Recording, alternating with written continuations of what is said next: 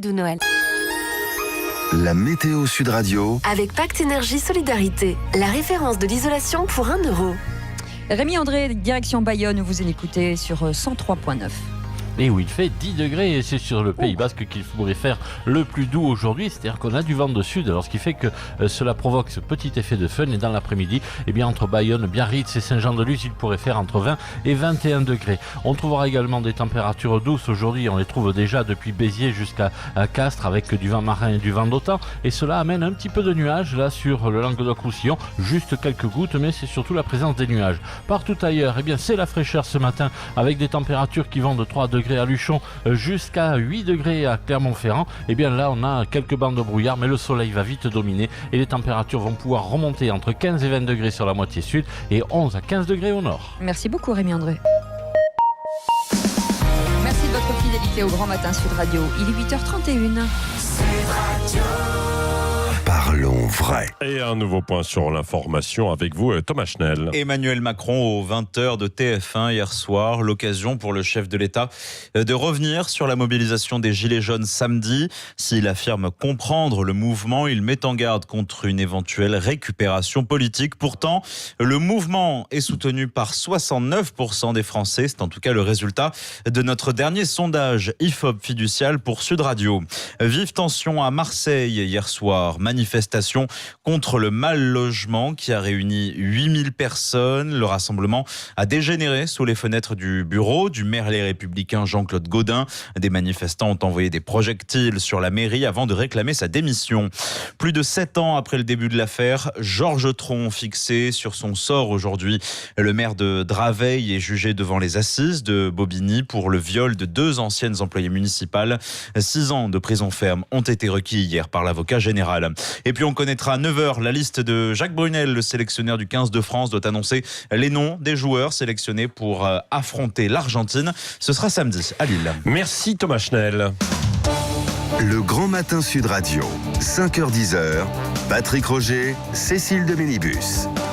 Il est 8h32 et ce matin, on va vous poser cette question. Dites donc, vous y connaissez, vous, en énergie propre ? Eh bien, on va tout vous dire à 9h15 avec Véronique Jacquet dans ce débat info-vérité. Et puis, vous pourrez nous dire, effectivement, quelles sont les énergies propres ? Parce que Patrick, c'était un peu le flou ces derniers temps. Est-ce que, d'une part, vous y croyez à ces énergies propres qui pourraient changer, c'est-à-dire le photovoltaïque, l'isolation, le recyclage des déchets, d'autres chaudières, d'autres modes, des voitures ? Alors, les voitures, c'est plus compliqué. Parce qu'il y a bien il y a l'électrique, mais c'est pas quand même très développé. Il y a l'hydrogène, etc. Est-ce que vous y croyez ? Puis derrière, est-ce que vous avez les moyens de changer ? Parce que évidemment, c'est la question. Donc, n'hésitez pas. Vous nous appelez tout à l'heure à 9h15. On va beaucoup en parler. Il y aura notre débat pour savoir si on peut y croire ou pas. Et puis vous-même, vous avez peut-être des idées à nous apporter. Oui. Donc, n'hésitez pas parce que sur les réseaux sociaux, vous nous faites part de vos idées. Voilà, absolument.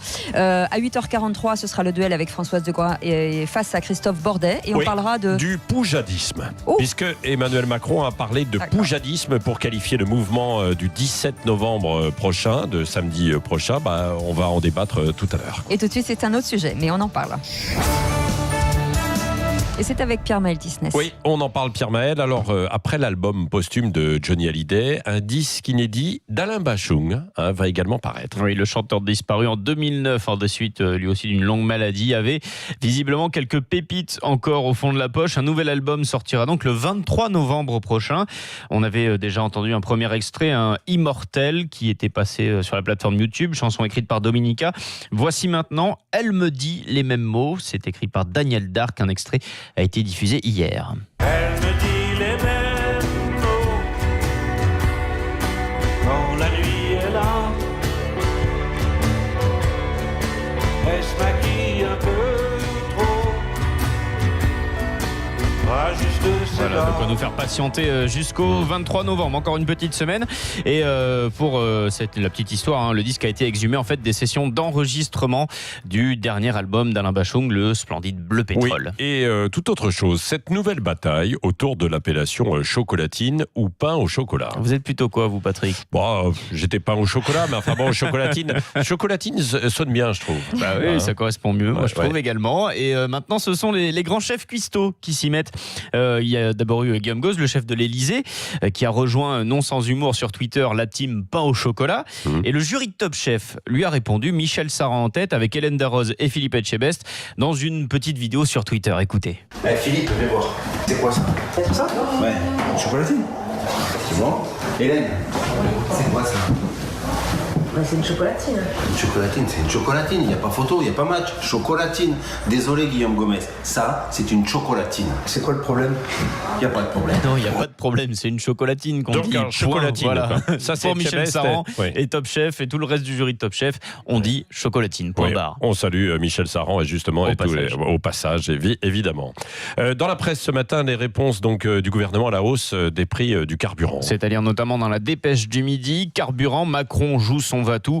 Le président s'est donc expliqué hier sur les mesures d'aide annoncées pour compenser la hausse des prix. Le Parisien aujourd'hui en France de son côté vous dit si vous avez droit ou pas aux aides de l'État. Oui, et le sujet fait également la une de Nice Matin, bien sûr. Un chèque pour éviter le coup de pompe dit Nice Matin.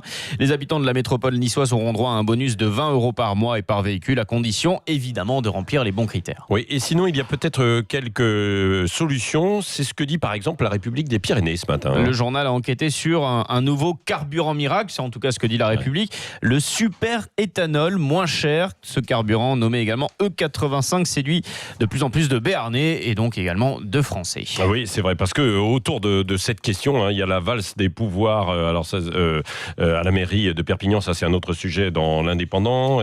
Il y a évidemment dans toute la presse beaucoup de sujets différents, Sud-Ouest également, et la Provence, on va y venir dans un instant. Du football avec le retour de la Ligue des Nations aussi dans l'équipe. Oui, la France affronte les Pays-Bas demain soir pour le compte de la 5e journée de cette nouvelle compétition internationale. L'équipe s'attarde sur le cas de l'attaquant du FC Barcelone, Ousmane Dembélé, jugé en danger, d'après le journal L'Équipe. Voilà, un petit psychodrame footballistique avec un joueur pas forcément attentif à la manière de se comporter en groupe. Merci à vous, Pierre-Maël Cisnès. Nous poursuivons, donc je le disais, il y a la Provence avec ce titre, Colère noire, qui est en une de la Provence. Lilian Renard est avec nous, rédacteur en chef. Bonjour. Bonjour. C'est évidemment les suites du drame de la rue d'Aubagne, avec une forte mobilisation hier soir dans les rues de Marseille. Oui, très forte mobilisation, puis c'est surtout la deuxième mobilisation d'importance en une semaine à peine, puisqu'une première marche avait été organisée samedi, quelques jours après à peine le drame, une marche du silence et du recueillement. Cette fois, effectivement, le ton n'était pas le même, c'est une marche de la colère et de l'expression. Et de la volonté de changement, on peut le dire aussi, puisque les manifestants, dans une démarche cette fois un peu plus politique que le recueillement de la première fois, sont allés jusque sous les fenêtres du maire de la ville, Jean-Claude Gaudin, dont ils font le responsable principal d'une politique ou d'une absence de politique du logement, qui aurait conduit à une série d'événements qui nous amènent jusqu'à ce drame et ces effondrements d'immeubles dans le centre-ville de Marseille. Oui, c'était quand même extrêmement tendu parce qu'il y a eu des affrontements. Oui, c'est-à-dire que le principal, comme bien souvent de la marche, était une marche revendicative, je veux dire, qui n'était pas calme, mais qui n'était pas violente. Et puis qu'une fois arrivé devant les fenêtres de l'hôtel de ville, s'est transformé pour certains en revendication plus active, voire plus violente, puisque des projectiles ont été jetés contre la mairie, obligeant les forces de l'ordre à intervenir.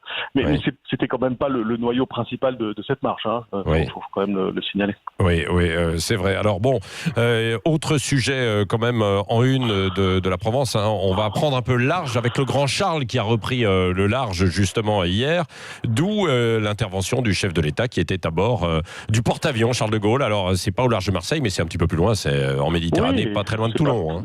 C'est pas très loin. Et puis surtout on était avec lui puisque on était sur le porte-avions hier pour poursuivre le chef de l'État et dans sa mission de chef des armées qui relançait la carrière du porte-avions après un entretien de 18 mois, qui le remettait au service actif dans ses missions de défense de la France, et puis aussi dans sa mission de déminage de politique intérieure, puisque le chef de l'État effectivement s'exprimait depuis le hangar avion, qu'on appelle, du porte-avions, pour essayer de déminer la colère des Gilets jaunes qui s'exprimera dans le pays samedi. Dès samedi. Il y a beaucoup de mobilisation autour de Marseille, pour ces Gilets jaunes. Oui, il y a beaucoup de mobilisation. On a un noyau vauclusien, j'allais dire, très enquisté dans la mobilisation et la volonté de bloquer. Galtier. Oui.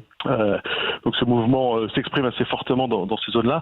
À Marseille, pour le moment, un peu moins, mais il est à parier que des initiatives fortes seront de toute façon prises quand même samedi matin. Oui, absolument. Pour le moment, on observe plutôt ce mouvement coagulé à la périphérie des villes et notamment dans nos départements voisins, comme le Vaucluse ou les Alpes de Haute-Provence. Oui, absolument. Et donc là, il va y avoir, j'imagine, demain notamment, parce qu'aujourd'hui il y a des articles, mais demain aussi quelques informations peut-être un peu pratiques autour de ça, sur ce qui pourra se passer. Bien sûr, des informations pratiques qui permettront d'annoncer les blocages supposés, puis des reportages au cœur de ce mouvement, dont on maîtrise et mesure pas toujours les contours, pour savoir qui sont ces gens qui enfilent le gilet jaune, pourquoi ils le font, et quel est leur niveau de détermination, est-ce que ça peut aller même au-delà de samedi, comme certains l'aimeraient et voudraient, et puis comment se positionnent les politiques, et dans quelle mesure ils attisent un peu le feu sous la colère. Oui, absolument. Merci Lilian Lasland, Lilian Renard, rédacteur en chef de La Provence.